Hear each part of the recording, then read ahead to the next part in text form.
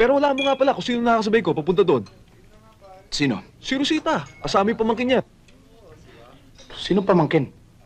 Eh yung bata, ewan ko nga kung sino yun eh. Baby pa nga lang. Eh yung bata raw, may sakit daw at doon pagagamo sa LA. Bakit? Wala namang kapatid si Rosita.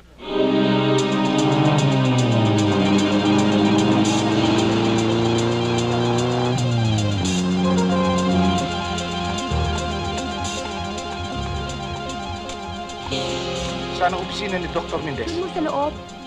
Teka! Hindi kayo pwede pumasok! Ano kailangan mo? Guard! Ang anak ko! Hayop ka! Dudurugin ko bawat buto ng katawan mo pag hindi mo sinabi sa akin kung anong ginawa mo sa anak ko! Anong ginawa mo sa anak ko? Wala akong nalalaman tungkol sa anak mo! Sinungaling!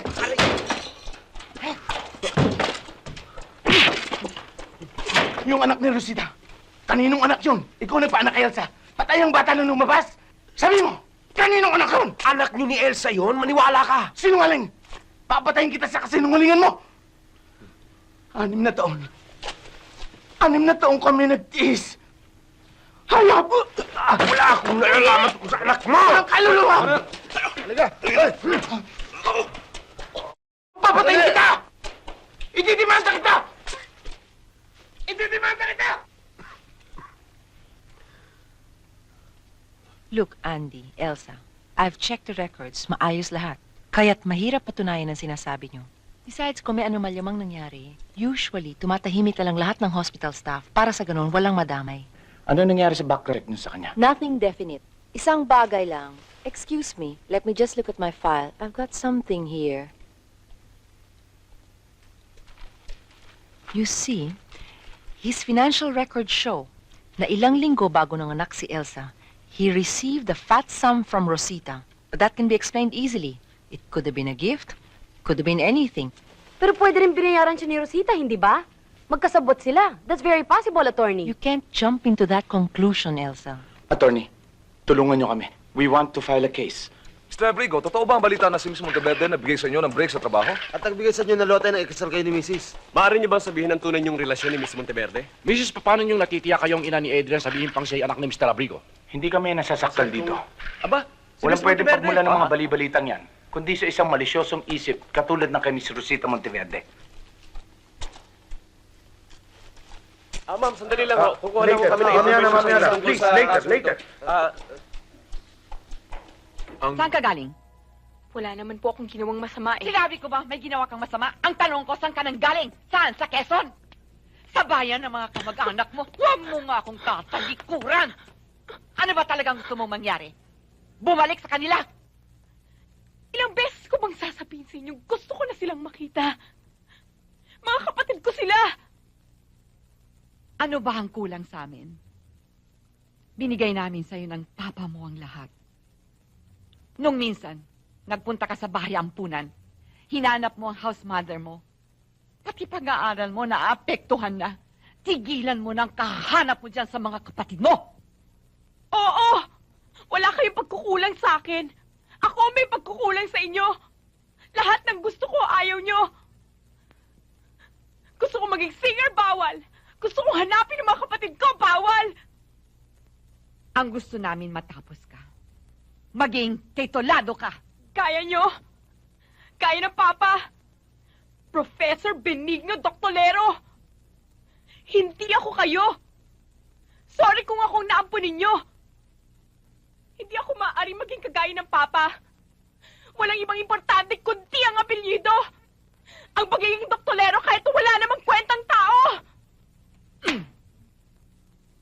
Ang iniinsulto mo, asawa ko. Nagmukha kang tao dahil sa kanya. Ipasok mo yan sa tuktok mo!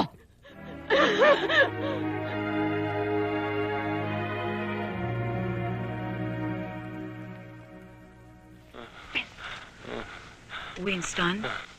Winston? Winston? Winston? Winston? Winston? Winston? Winston? Eva!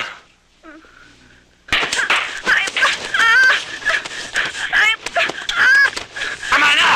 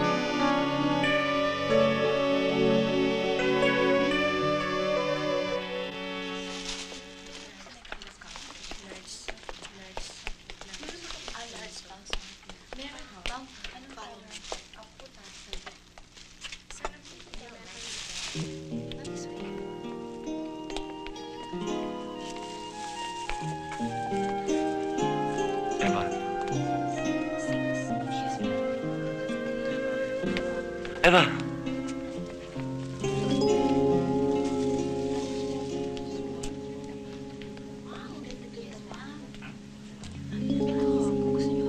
You're a Mana! Ilang beses mo na ako tinatawag na Eva. Ilang beses ka na nagsisinungaling sa akin. Akala ko na nakalimutan mo na ang yun.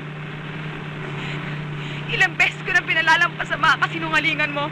Dahil mahal kita. Pero walang hiya ka. Patuloy mo ako niloloko. Alam ko ang dahilan kung bakit ka bumalik sa Pilipinas. Nandaan sa babaeng yon. Ano ba pala, hindi tumahimik ka na? Walang hiya ka! Ano ba? Hayop ka! Tama na! Ano ka ba?